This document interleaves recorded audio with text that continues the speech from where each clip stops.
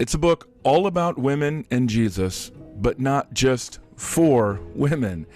It's a book for all of us about Jesus as we see him from the perspective of his female followers. In Jesus Through the Eyes of Women, How the First Female Disciples Help Us Know and Love the Lord, published by the Gospel Coalition, Rebecca McLaughlin explores the life-changing accounts of women who met the Lord. By entering the stories of the named and unnamed women in the Gospels, this book gives readers a unique lens to see Jesus as these women did and marvel at how he loved them in return. Now, if you're like me, you might be surprised by just how much we can learn. I mean, I knew all of these stories, of course, by reading them over the years, but I'd never seen them together this way. And I didn't sufficiently appreciate either the diversity of the stories or their first century oddities. The only reason I think they don't stand out more to us today is because we already live in a world that's been revolutionized by Jesus' treatment of women. We could still travel to many places, especially in the Middle East, that more closely resemble the pre-Christ world and how women are treated and valued compared to men. Many of you will be familiar with Rebecca's work through such books as The Secular Creed, Confronting Christianity, and another new book, Confronting Jesus, 9 Encounters with the Hero of the Gospels, which is published by Crossway and TGC. And Rebecca joins me now on Gospelbound to discuss the Gnostic Gospels, feminism, and more. Rebecca, thanks for joining me. Hey, Collin. I thought we were going to talk about the real Gospels, though, not the Gnostic ones. Well, we're going to talk about the Gnostic Gospels in light of why we prefer the real Gospels. Okay. All right, so let's just start. Big question here. What was the single most striking thing you learned about Jesus through the eyes of women? Oh, my goodness. I feel really dumb confessing this, but early in the process of writing this book, I found myself writing a sentence claiming that Jesus had female disciples in the fullest sense. Yeah. And I felt almost edgy saying that. I always knew that the 12 apostles weren't the only disciples Jesus had. Mm-hmm. But actually saying out loud, Jesus had female disciples in the absolute fullest sense, albeit not within the 12 who were playing a very specific role. I actually texted my best friend. I was like, am I on the edge saying this? And am I on the edge saying that there were also female prophets that we see in the Gospels? I'm not. It's just what the text says. And so I think it was fun for me, because I've spent quite a bit of time in various books and just in my own sort of life looking at the encounters of Jesus with multiple women. I think it was piecing together those encounters, just like you were describing, Collin, and in particular looking at Luke's gospel, which fascinates me to the extent that I call my son Luke, Luke names women as Jesus's disciples on purpose to name women among Jesus's disciples. So it couldn't be clearer from Luke's gospel that Jesus had female disciples in the fullest sense. I was going to ask that question, and I think I had some of the same reaction that you did. It seemed so obvious, and yet I don't know why I hadn't more commonly heard it put that way. Mm. And then as the book has circulated and as we've published excerpts, we've been accused of theological downgrade for saying that. But what exactly is the alternative? Yeah. It seems like either to redefine the definition of disciple or to deny the explicit testimony of Scripture. I don't really know what the alternative is. Yeah. I think we all know that Jesus had female followers in the looser sense, and that he encountered a lot of women who received him, absolutely with faith. I think one of the markers of disciples in the most full and technical sense is that they actually traveled around with Jesus.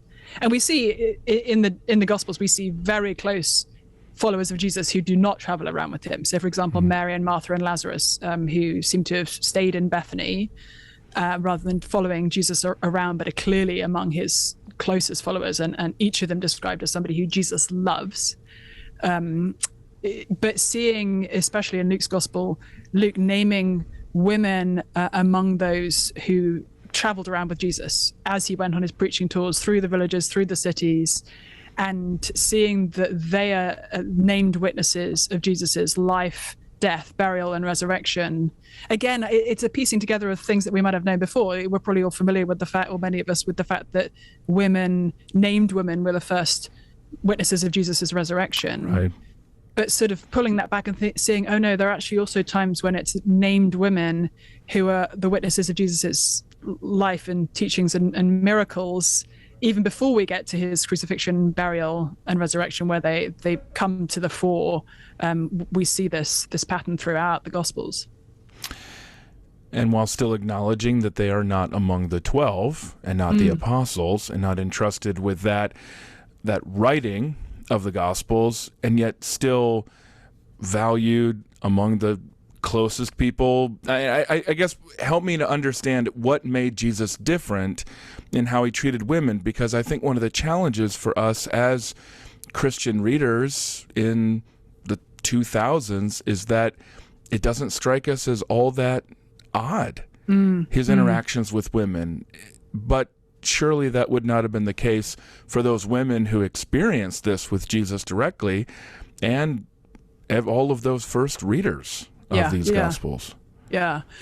Two of my favorite encounters that Jesus had with women are one when he is having dinner at a Pharisee's house, which is unusual for Jesus. Usually the Pharisees are complaining about who he's having dinner with, and on this occasion he's actually having dinner with a Pharisee named Simon. And this woman of the city who is a sinner walks in, and Luke describes her that way, sort of sets her up, this sinful woman of the city. And she comes and starts weeping on Jesus' feet and wiping them with her hair and pouring on. It's a totally embarrassing situation, because not only is this a woman who is sort of approaching Jesus and touching his body. Frankly, in our culture today, it would be pretty weird if a woman came and started, touching your feet and crying on you. That people would ask questions. Collin, who is this woman who is pouring out her love upon you in this way? But so she's not only a woman, she's also a sort of disreputable woman for some reason. It's not totally clear whether she was, known for sexual sin, or if there was another kind of sinful, well-known sinful practice in her life.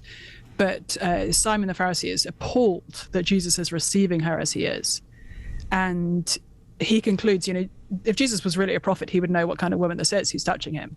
And he would want nothing to do with her, of course. And Jesus then goes on to hold this woman up as an example of love to shame Simon, and points out all the things he's failed to do that she is now doing. And I love this story because it shows, again, not only Jesus receiving a woman and holding her up as an example to a man who would have seen himself as impressive among men religiously, let alone when we extend it to women, but that this is a woman who is specifically on the edges and on the fringes and in the kind of disreputable camp, and yet Jesus holds her up as an example to shame his Pharisee host. So we see there a couple of kind of threads combining to show us Jesus's love and welcome of this woman. Another story that's extremely striking is his conversation with a Samaritan woman at a well in John's Gospel. And there again, we see three different threads actually pulled together. One, she's a woman, and a respectable rabbi shouldn't really be having a private conversation with a woman other than, his mother. That would have been probably fine, but like a random woman, not so much. Number two, she's a Samaritan, and Jews did not associate with Samaritans. They were raised to hate Samaritans. There was a massive kind of segregation to where Jews would go to long lengths to circumvent Samaritan territory. Jesus walks right into it. And she's a woman who has had 5 husbands and is now living with a man who's not her husband. So it's almost like Jesus delights in cutting through not only the kind of male-female barriers of his day, but sort of doubling down on that to say, not only am I going to welcome and engage with women, but also sinful women, but also sinful foreign women who I meant to hate as a Jew. And he has his longest private recorded conversation with this Samaritan woman it's the longest recorded conversation he has with anyone in the Gospels, and he delves into theology with her. So what we see in his treatment of women is an openness, a welcome to them, even if they're outsiders in every possible sense, and the way that he treats them with theological seriousness. So, as I said, we have this long conversation with the Samaritan woman. We also have, and possibly my favorite story in all of the Gospels, when Jesus raises Lazarus from the dead in John 11. But before that, has this incredible conversation with Lazarus' sister Martha, where he says to her, I am the resurrection and the life. Anyone who believes in me, even though he dies, will live, and whoever lives and believes in me will never die. Do you believe this? It's one of his famous I am statements. And whereas almost all the others are spoken to groups, this is spoken to one individual grieving woman, who he's chosen to engage with, and even created the space to engage with by letting her brother die. So we see Jesus, not only, as I say, kind of allowing women in, but drawing them to himself and treating them with absolute sort of theological seriousness in ways that would have been extremely surprising in the first century. And in some ways, dare I say, like, can be surprising today. Yeah. So about 20 years ago, when I was starting my career after college, that was really when the Gnostic Gospels started to catch on. In particular, there was a scholar right there at Harvard, Karen King, and a lot of the advocacy for the Gnostic Gospels had to do with really feminist interpretations. They were thought to empower women in new ways. I've always found that odd. It seems that you find that odd as well, but perhaps maybe explain why all of us would prefer the accounts of Jesus with women in the actual Gospels versus these so-called Gnostic Gospels. Yeah, it's funny. I was having a conversation just now in a coffee shop with an Irish guy who'd struck up a conversation with me and referred to himself as a Gnostic. And I was like, oh, I wonder what that means. So we sort of dug in, and he referenced the Gnostic Gospels as part of what he was saying. One of the things that it's important to kind of get clear in our minds is that whereas the 4 New Testament Gospels, Matthew, Mark, Luke, and John, were written well within the lifetimes of eyewitnesses of Jesus's life, death, and resurrection, and were written by people who were either themselves eyewitnesses, in the case of John's Gospel, or very close associates with eyewitnesses. So, for example, Mark's Gospel, the first to be written down, very likely mostly based on Peter's memories, and each of the Gospels drawing on named eyewitnesses as they write their accounts.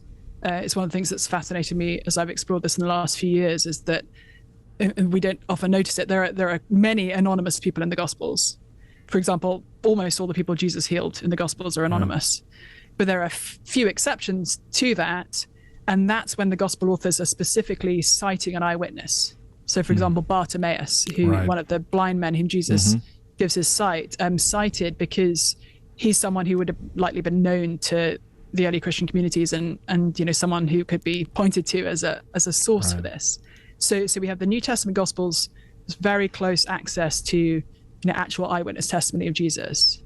The Gnostic Gospels is kind of a catch-all term for some other writings that were almost always actually significantly later, so beyond the lifetimes of eyewitnesses to Jesus's ministry, and not actually giving us stories of Jesus during his life. So that the 4 Gospels give us essentially sort of biographies of Jesus, with a strong focus often on the final phases of his life, and especially his death and burial and resurrection.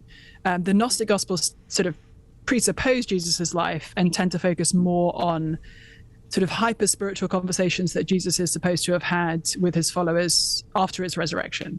An example of that is what's commonly known as the Gospel of Mary.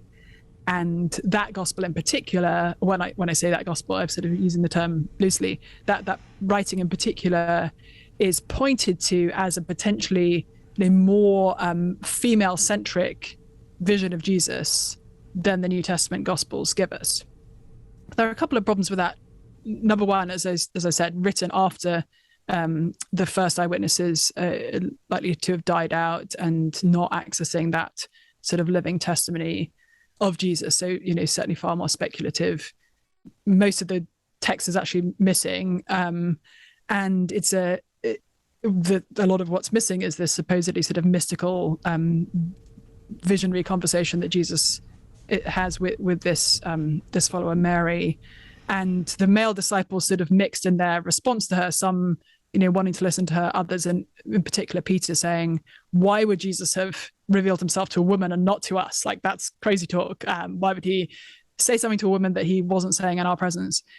The reality is, if you look through the Gospels, you often see Jesus revealing himself to women when he could have revealed himself to his male disciples, not least in the resurrection story, when we see Jesus intentionally appearing to women first.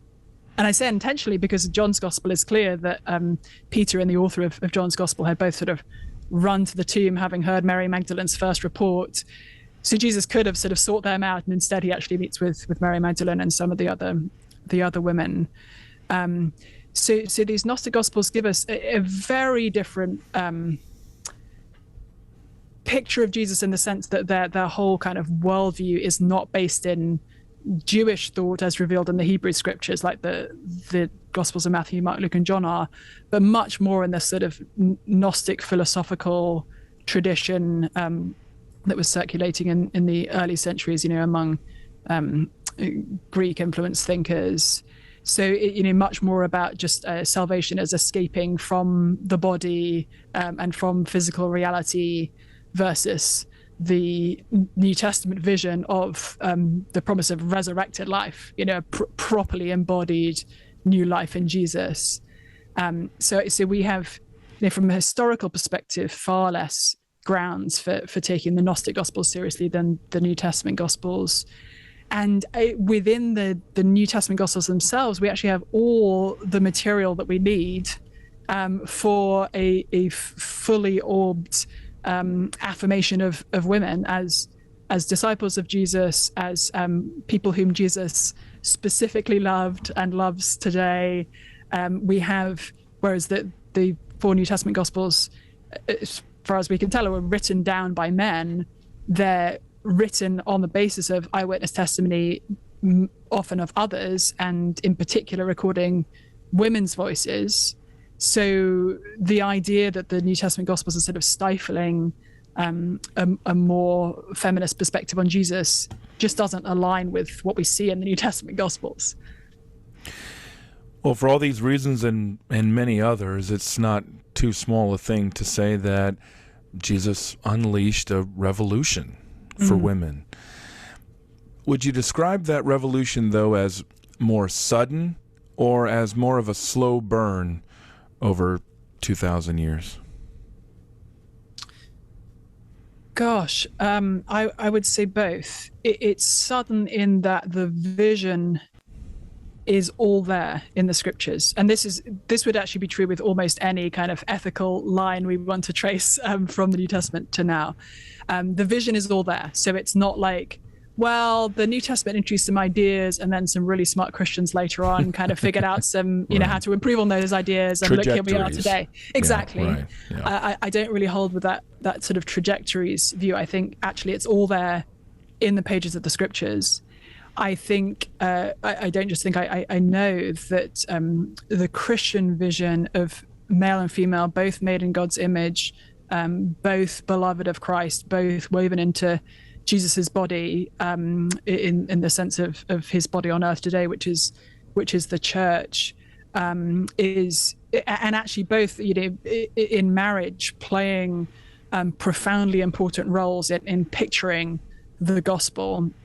As Paul gives us Christian marriage as a little almost scale model of Jesus's love for his church, where husbands are called to love and sacrifice for their wives as Christ sacrificed for us on the cross. That in and of itself is an extraordinarily radical idea in the first century, when men were not even expected to be faithful to their wives, quite frankly, let alone to pull themselves out in sacrificial love for them. It's radical if we've just imbibed a sort of Victorian, or even, dare I say it, sort of historic Christian cultural view of marriage, which is too often sort of the wife serving the husband, and the husband's needs and priorities kind of coming first, and the wife, following on in a subservient fashion. That's actually not the vision that New Testament gives us at all. It's of husbands dying for their wives, and wives submitting to their husbands as to the Lord, not because they are not equal in dignity and worth, but because they're picturing the church and our submission to Christ. So we have all the resources in the New Testament, and one of the profound ironies that I think we're seeing today, and that we've seen in recent decades, is that whereas there are ways in which even sort of supposedly Christian cultures historically have kind of missed the mark in terms of what marriage ought to look like, and how singleness ought to be valued. Actually, this is a piece of that as well. Today, even those among our peers who think that they are most in favor of women's rights and equality are actually often buying into a system and a culture that is demonstrably bad for women. So our modern beliefs, or the beliefs of our non-Christian friends in commitment-free sex as being a sort of general good, there's mountains of psychological and sociological evidence to show that actually commitment-free sex is specifically bad. It's bad for everybody, let's be honest, but it's specifically bad for women. It's incredibly bad for children too. But like, if you look at the negative effects of commitment-free sex on women, and so there are ways in which today, while we may think that we have created a sort of pro-female system of equality, we've actually in many ways reverted to pre-Christian paradigms where men could access commitment-free sex in its least loving forms, and women were just sort of expected to go on with it. Tragically, I think we've recreated some of that today. Well, I was just speaking about sexuality and transgender identities at a church last night, and it was a church that was giving away your Secular Creed book, and that was exactly one of the topics that I brought up there. And I suppose that's an answer to one of my questions, or my next question here, which is, let's imagine somebody might acknowledge that when you look back on human history, there's a turning point with Christ, but they reject his authority, obviously his claim to divinity, and they say, yeah, I mean, sure, that's helpful. Now let's just ditch Jesus and Christianity, and let's just keep these aspects of what we like within a feminist package, and then go from there. What's the problem with that? There's an extent that we can do that with any of our deepest moral beliefs. So we can say, I deeply believe in universal human equality. I deeply believe in care for the poor. I deeply believe that the strong and the rich and the powerful should not trample on the weak and the poor and the marginalized, but rather care for them and share with them. I deeply believe in love across racial difference. I deeply believe in the equality of men and women. We can say all of those things, but if we take Jesus out of the foundations, and historically it's Jesus from whom all of those beliefs have flowed. Those were not self-evident truths at all in the first century. They haven't been self-evident truths in most cultures and most of time that haven't been in any way kind of attempting to follow Jesus's teaching. So we can say, I just happen to believe this, and I can give it no real philosophical grounding in reality. We can do that, but that's ultimately boils down then to just sort of preference. Equally, somebody else could say, well, you know what, I believe that this racial group is more important than that racial group, or I believe that men are in fact more important than women, or I believe, and all that we can say to them at that point is, okay, you do you. There's no plugging in of our deepest moral beliefs to the fabric of the reality of the universe. What Jesus offers us and what the scriptures give us is a profound and intimate and indissoluble relationship between what we believe morally and what we believe about the universe itself.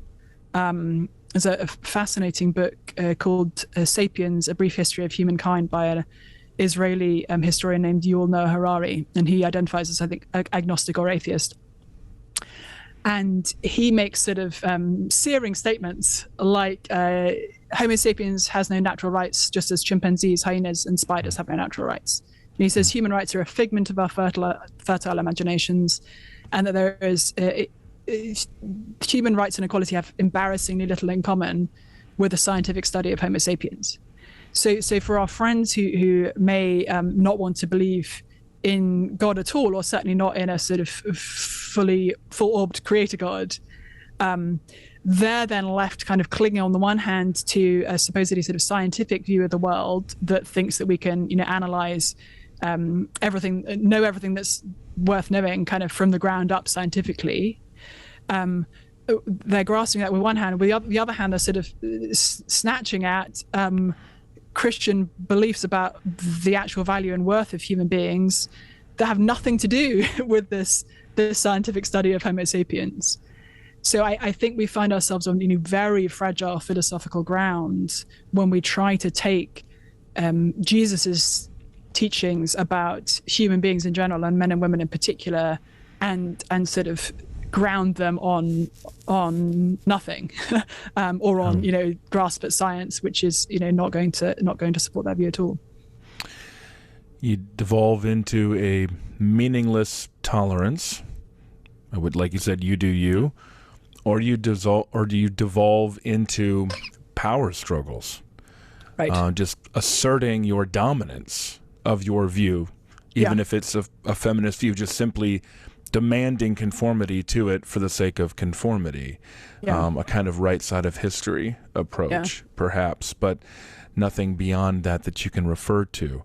We've got a few more questions here with Rebecca McLaughlin talking about Jesus through the eyes of women, how the first female disciples help us know and love the Lord. As you're working on this book, Rebecca, any scholars, preachers, commentators you found who really grasp the significance of this aspect of Jesus's ministry? Possibly my favorite scholar when it comes to the Bible is a British guy named Richard Bauckham. Forgive my pro-British. No, everybody loves Bauckham. Baukham's great. Well, I don't know. I feel like many people haven't heard of Bauckham, which makes me sad. Yeah, I mean, his stuff can be pretty dense. I'm reading through Jesus, Jesus through the eyewitnesses. That was Jesus and the eyewitnesses. And the eyewitnesses. It's some dense stuff. It's a lot like reading N.T. Wright's apologetics. It's long, it's dense, it's detailed, very academic. That might be why. Yeah. If I can in any small way be a sort of prophet of Richard Bauckham, speaking his words in more accessible ways, that would be a great aspiration for me. So I drew a lot on him, both in terms of explaining why we should believe that the New Testament Gospels are in fact our most solid ground when it comes to just the historical reality of Jesus's life and teaching and death and claimed resurrection. And also he wrote a fascinating book called Gospel Women. Where he's looking in particular at named women in the Gospels. And it's, very scholarly and, dare I say it, agree with you, rather dense tome, but fascinating in terms of the historical background that he can give to the named women in the Gospels. For instance, when in Luke's Gospel, halfway through, when Luke is citing 3 named women among Jesus's itinerant disciples, he cites Mary Magdalene, from whom 7 demons have been cast out, and who, has gone on to become by far and away the most famous of Jesus's female disciples, arguably other than Jesus' mother Mary, who was obviously a disciple in one sense as well, but about whom the Gospels tell us very little, in fact, other than that she had, 7 demons cast out from her, and that she was one of the first witnesses of the resurrection. Joanna, the wife of Chusa, Herod's household manager, and a woman named Susanna. And Richard Bauckham has a whole pages and pages on what we can learn from this description, Joanna, the wife of Chusa, Herod's household manager. And what Richard Bauckham explains is that this woman would have been part of Herod's court. And in this instance, this is not King Herod who ordered for all the baby boys in Bethlehem to be killed, but one of his sons who was ruling over the region that Jesus was ministering in at the time, and had this sort of, I was going to say love-hate relationship with Jesus. It doesn't quite represent it, but certainly, an interest in Jesus in some ways, but ultimately a firm hostility towards him. And the reality is this high status woman who was part of Herod's court had apparently left Herod's court to traipse around the countryside with Jesus and this disreputable bunch of disciples, of guys and women, and quite what that signals about Jesus's attractive power.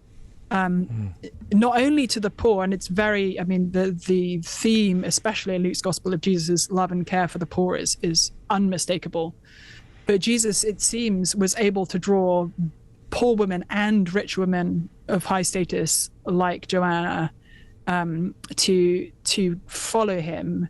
They were supporting his ministry out of their means. So these are, wealthy women, but they weren't just doing that from a distance. They were actually walking around the countryside with Jesus, and go on to be some of the witnesses of the resurrection. It's extraordinary. Well, my next question, I think I already have an answer to it, but I was going to ask you, what one thing could our churches do right now that would reflect Jesus and how he treated women?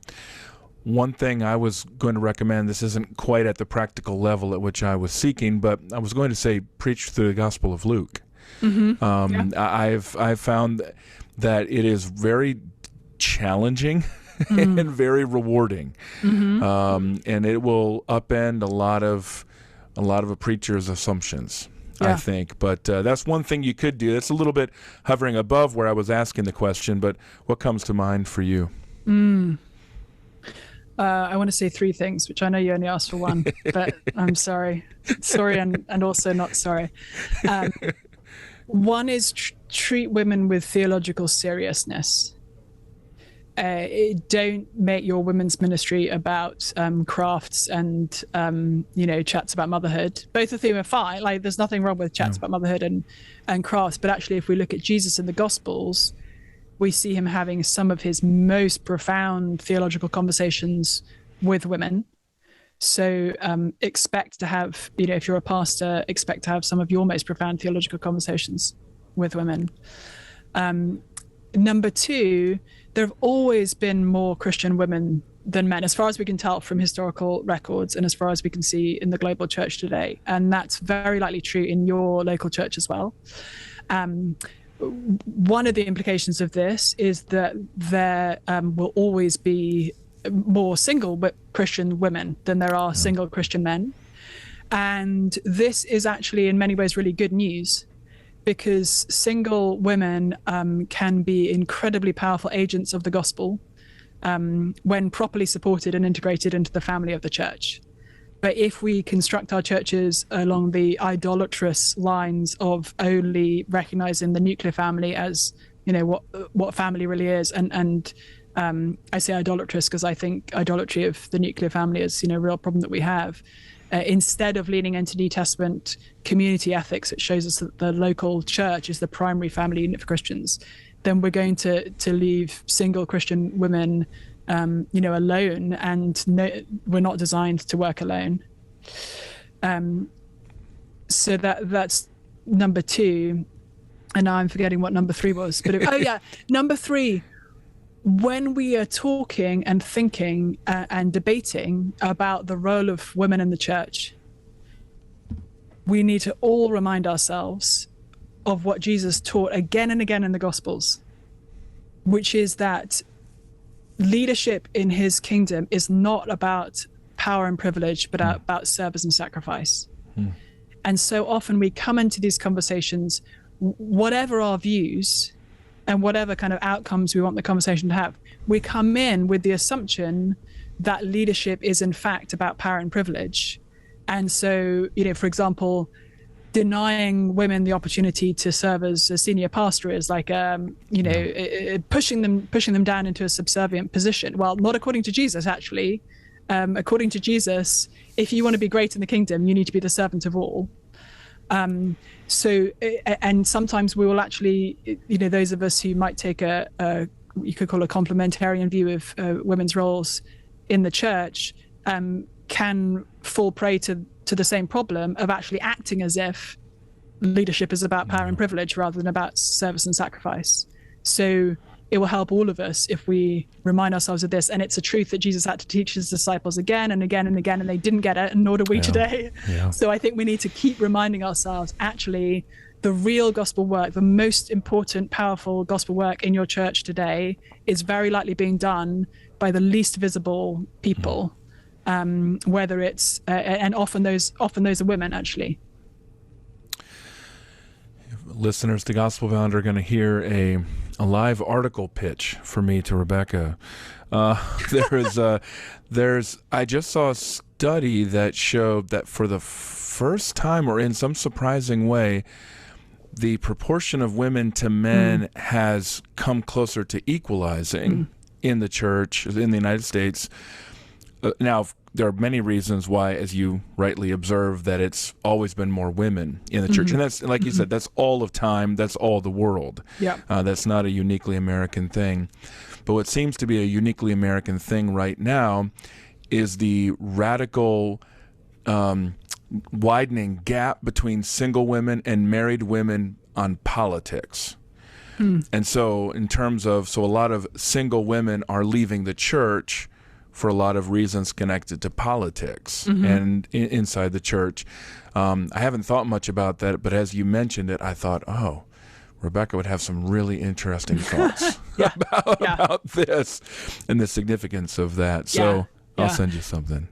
Okay, I'll refrain from a response in real time. Well, wait until see the wait and see the survey to make sure that I'm actually on the right track. But it made sense in terms of the Democratic Party's priority that they've placed for some time on single women, and then the shifts in the Republican Party after that, and people often talk in politics about women, but it's not specific enough because there are significant differences between married and single women. Right.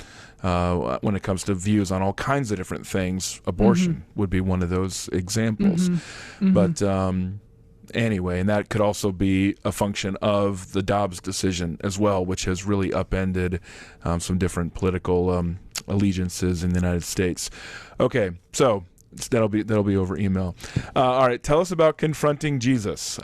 Love to hear about how that book differs from your other work. And I was just thinking about this. I looked it up, Rebecca. It is amazing to me, and what a blessing as your friend and editor and over the years, that your first book came out only a little bit more than 3 years ago. It's been a good run.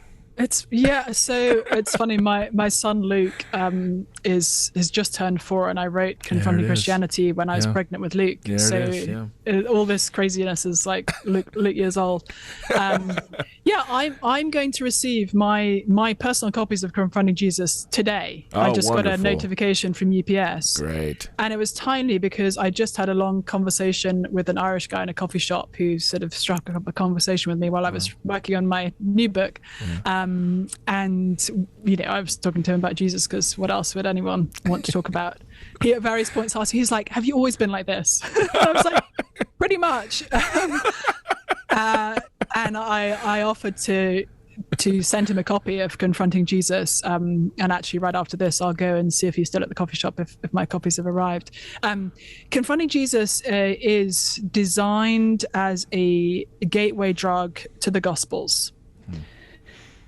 What do I mean by that? I wrote Confronting Christianity, my first book, especially for those friends of mine and maybe yours who have a lot of principled reasons for not even considering Christianity. Isn't Christianity against diversity? Isn't Christianity homophobic? Doesn't Christianity denigrate women? Those kinds of things. So in that book, I sought to sort of address those questions, and in doing so, bring in the scriptures in general and the Gospels in particular, but the front foot was the questions rather than the scriptures. Confronting Jesus is sort of flipping that around and saying, okay, imagine you have a friend who is genuinely interested in Jesus, but maybe not quite ready to sit down and read a gospel for themselves. This is a book that I'm hoping will help whet their appetite for reading a gospel. And the best way I can explain it is, my 12-year-old Miranda is really into the musical Hamilton at the moment, and a few weeks ago she read the biography. It's like 800 pages or something crazy. The biography that on which the musical was sort of based. Yeah. And she kept coming to me and saying, "Mum, Hamilton in real life is so much worse than Hamilton in the musical." She was like, "Here, let me tell you about all the bad things that Hamilton did and all the skeletons in his closet."